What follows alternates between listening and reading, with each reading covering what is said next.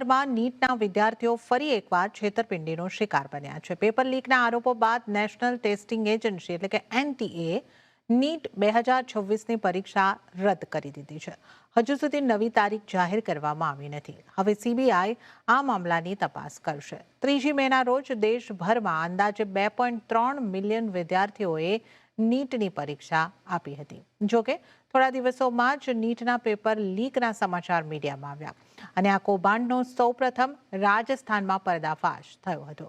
રાજસ્થાન પોલીસના special operation ગ્રુપે પણ ઘણા આરોપીઓની અટકાયત કરી હતી। સીબીઆઈ હવે આખા કેસની તપાસ કરશે અને આખો કેસ એક અનુમાનપત્ર સાથે જોડાયેલો છે અને આ અનુમાન પેપર પરીક્ષાના 15 થી 1 મહિના પહેલા નીટ ઉમેદવારોમાં ફરતું હતું।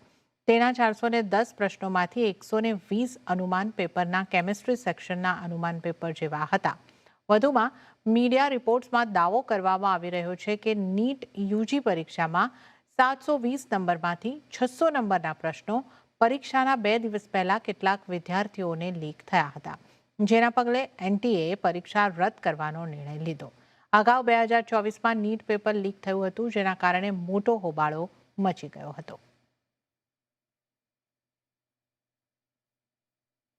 તો ત્યાં જ સંસદમાં વિપક્ષના નેતા અને કોંગ્રેસના સાંસદ રાહુલ ગાંધીએ નીટ પેપર લીક ઉપર સરકાર પર પ્રહાર કર્યા। તેમણે તેને વિદ્યાર્થીઓના ભવિષ્યની હરાજી ગણાવી। તેમણે કહ્યું કે ભ્રષ્ટ પ્રણાલીએ વિદ્યાર્થીઓના સપનાઓને કચડી નાખ્યા છે।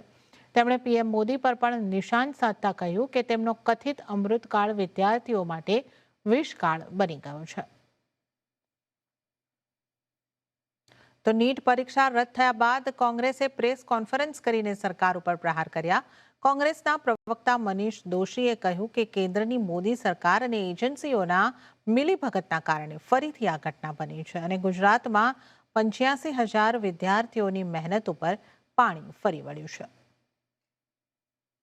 ગુજરાતમાં 85,000 જેટલા વિદ્યાર્થીઓ ડોક્ટર બનવા માટે, ડેન્ટલ માટે અને આયુર્વેદ હોમિયોપેથી માટે પોતે પરીક્ષા આપી, પણ દુઃખ સાથે કહેવું પડે કે કેન્દ્રની મોદી સરકાર અને નેશનલ ટેસ્ટિંગ એજન્સીના મેરા પીપળાના કારણે અને પેપર લીક કૌભાંડીઓ અને એજ્યુકેશન માફિયાઓને રાજકીય રક્ષણના કારણે આજે ફરી એક વખત દેશના 22 લાખ વિદ્યાર્થીઓ અને ગુજરાતના 85,000 વિદ્યાર્થીઓના ભવિષ્ય સાથે રમત રમાઈ છે।